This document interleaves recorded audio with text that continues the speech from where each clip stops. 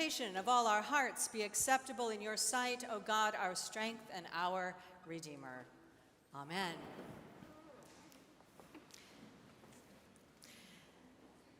Tim Cook, the CEO of Apple, gave a commencement speech a few years ago at MIT, where some of the smartest young minds in technology were graduating, and he said he wasn't worried about artificial intelligence giving computers the ability to think like humans. He said, I'm more concerned about people thinking like computers, without values or compassion or concern for the consequences. Today's well-known gospel, the story of the Good Samaritan, is a very, very rich story that shows how we can justify not helping other people for some other greater good cause or belief in a good reason not to. We are smart. Our brains are very tricky. We can justify anything, even believing that empathy is a sin. I touched on this maybe a few weeks ago, that there's this belief out there, there's this new belief amongst some Christians that empathy is a sin. I'm not kidding. There are those believe that empathy is a sin and that Christianity needs to be a more muscular and more forceful religion. That Christianity needs to be more aggressive against its foes. Against its foes. There are books out there right now that proclaim that we can have too much empathy, and because we have too much empathy, we make sinful choices because of it. Now, I don't know about you, but when I look around the world, I don't see a world that is suffering and sinning under too much empathy. I don't see it. Now, I think I would rather have too much empathy than not enough. Now, when I say empathy, I don't mean a distant feeling sorry for someone. I mean a compassionate reaction to the plight of another.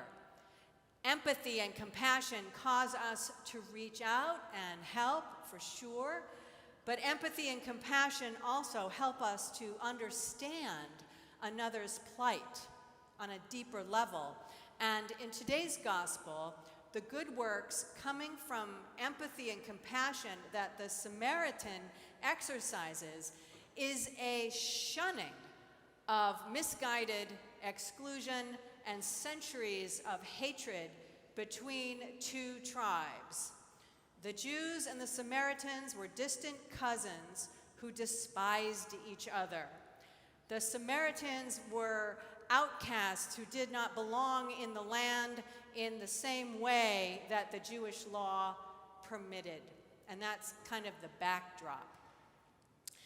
The New Yorker magazine did a story on this idea that empathy is a sin, and the article is titled, "The Christians Who Believe Empathy is a Sin."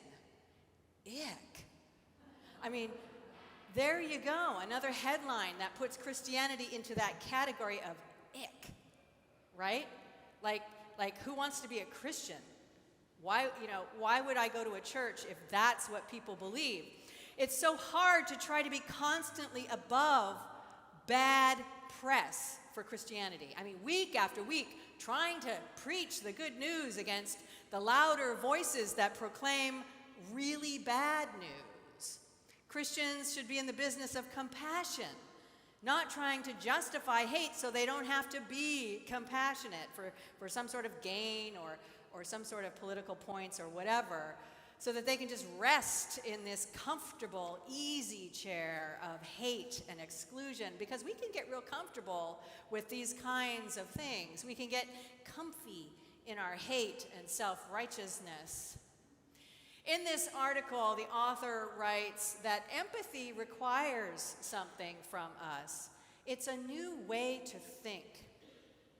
Yes, a new way to think is exactly what Jesus is all about. And over and over and over again, Jesus says, you've been doing it this way, or you've been doing it that way. Now I want to show you a new way to think, a new way to feel, a new way to be in community, a new way to think about God and healing and love.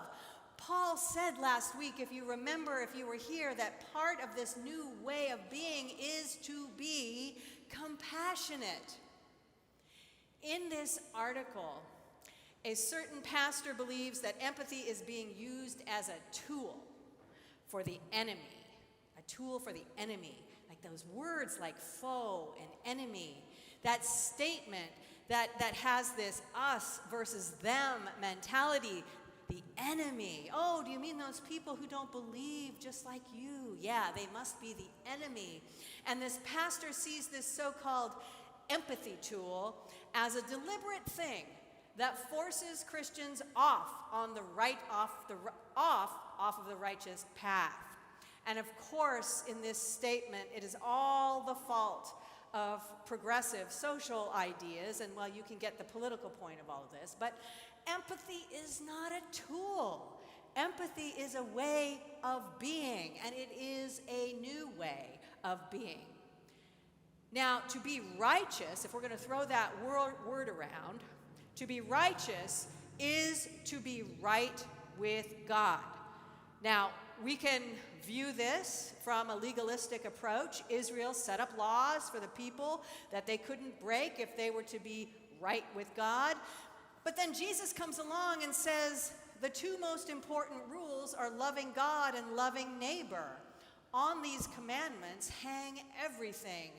And that's why we hear this a few times throughout the year. We hear love God, love neighbor, and I always have to figure out a new way to preach on that. But that's why we hear about it. New commandment. A new commandment. Love your neighbor. Love God. And of course, the lawyer wants to know exactly, who is my neighbor?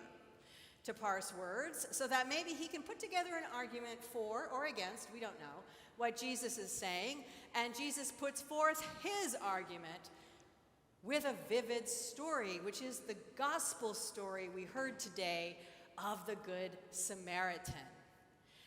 Now, I want you to bear with me because I'm going to go off track for just a bit.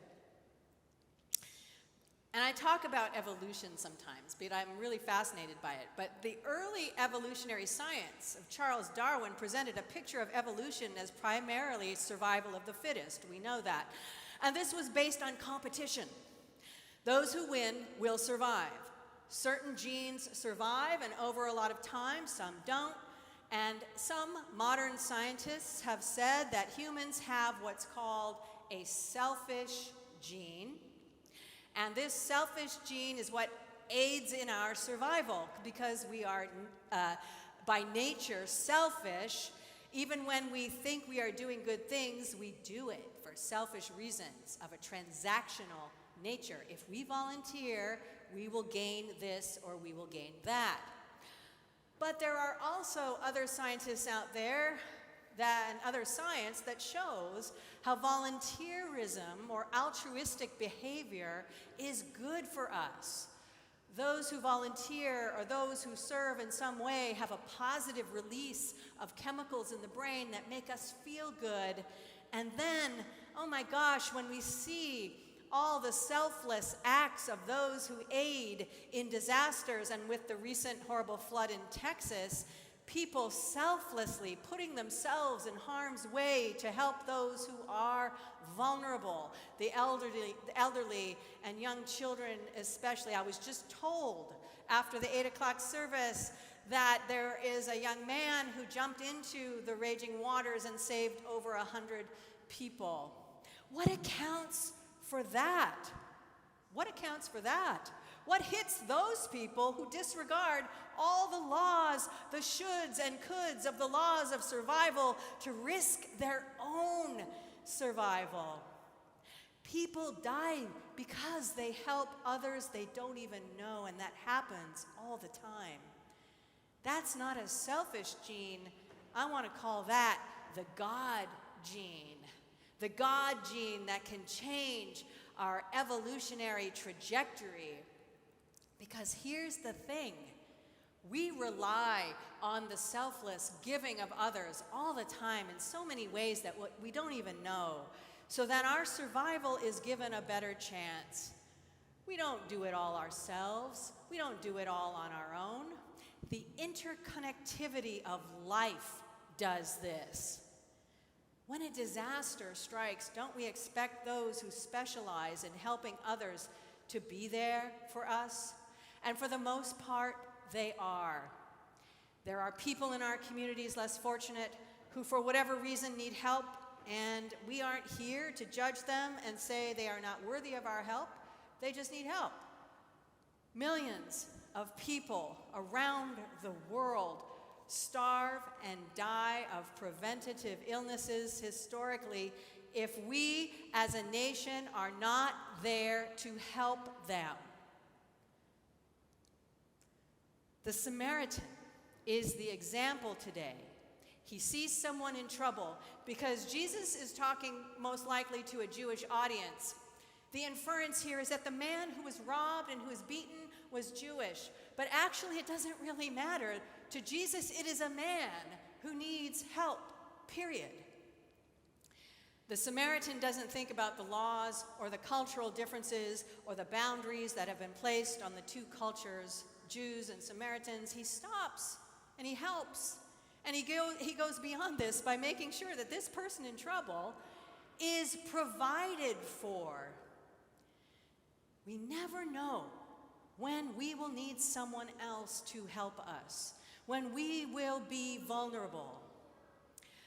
I was in a car accident once that was pretty bad, and it could have been a whole lot worse, but I walked away.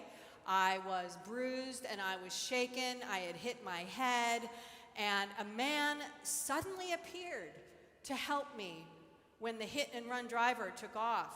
Cars continued to go by, probably annoyed that there was an accident making their commute worse. But this man, I'll never forget it, he looked me in the eye and he said, "What's your name?" He said, "What day is it? Who's the president?" You know, all that kind of stuff that you ask somebody who's hit their head. And actually, I got the day wrong. But I was okay other than that. But I'll never forget how he just looked me in the eye and he kept me steady and he kept me focused, and I was in shock and all of that stuff. I'll never forget that. He got me to a safe part of the road on the other side. He called for an ambulance and he waited until the paramedics came. And he was gone as fast as he came. He didn't even wait for the thank you. He didn't expect compensation. There was nothing in it for him. I didn't even know his last name. He did it because that was the right thing to do. Doing the right thing is the righteous thing. Doing the right thing, no matter what that is what Jesus is promoting here. Doing the right thing speaks to our better angels, as the saying goes.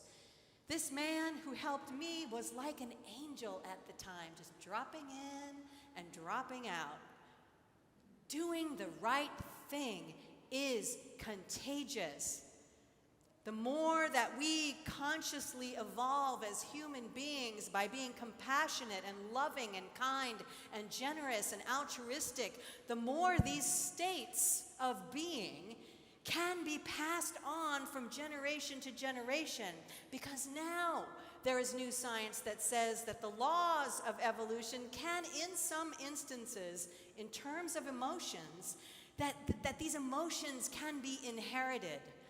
Emotions and reactions like fear and shame and PTSD are studied for that reason. But if bad things can be inherited, why can't the good things also be inherited? Love and hope and compassion. And that is why the more we stretch ourselves, the more our future generations will come to benefit. And this is the new survival of the fittest. And how do we get there? Follow Jesus. Focus on Jesus. Contemplate Jesus. And Jesus will point us to the ways of God. That's the whole story. Now, how does Jesus interpret the laws he inherited? How does Jesus deal with the divisions and hatred that he inherited? Paul preaches to the Colossians today, and he says, "May you be made strong with all the strength that comes from his glorious power, and may you be prepared to endure everything with patience, while joyfully giving thanks to the Father who has enabled you to share in the inheritance of the saints in light.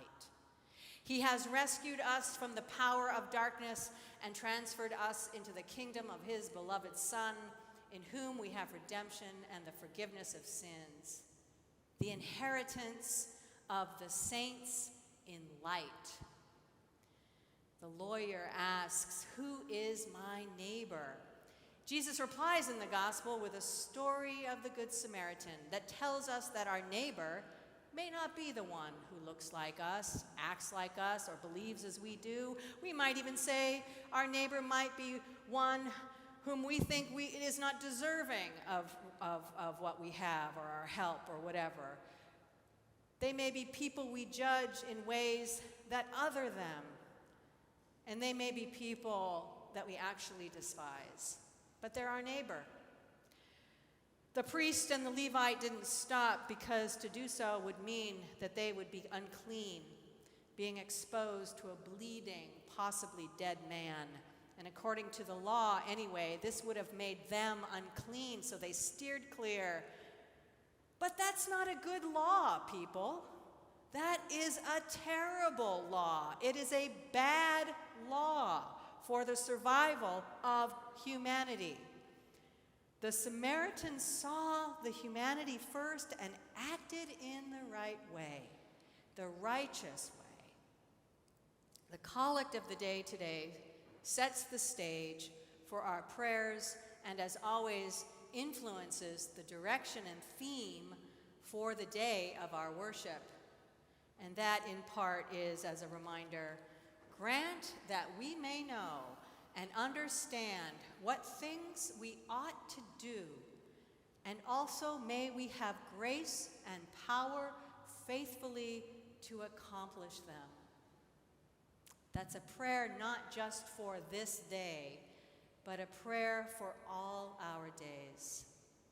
Be a neighbor to all, show mercy, and demand that for the benefit of our physical and spiritual health, and for the survival of a compassionate and loving humanity that we can pass on to other generations who will come after, demand that those who hold the power and the means show mercy and compassion as well.